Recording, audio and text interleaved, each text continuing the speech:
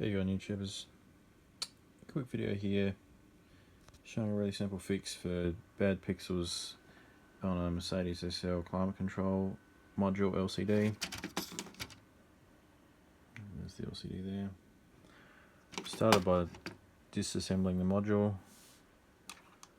First step, you need to twist out and remove the backlight bulb.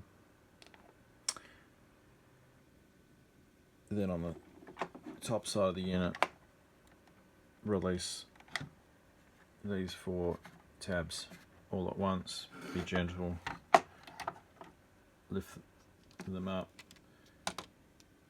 release these tabs on the fascia, and then the bottom 3 hinge out. Then carefully, there's a bit of resistance from the ribbon cable, remove the PCB. A bit difficult to show you,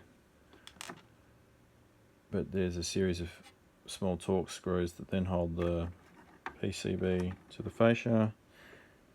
I've already removed them using a fine Torx bit,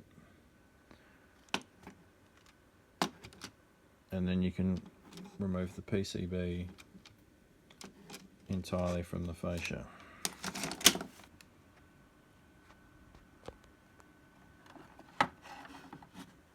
This blue connector is where the fault occurs.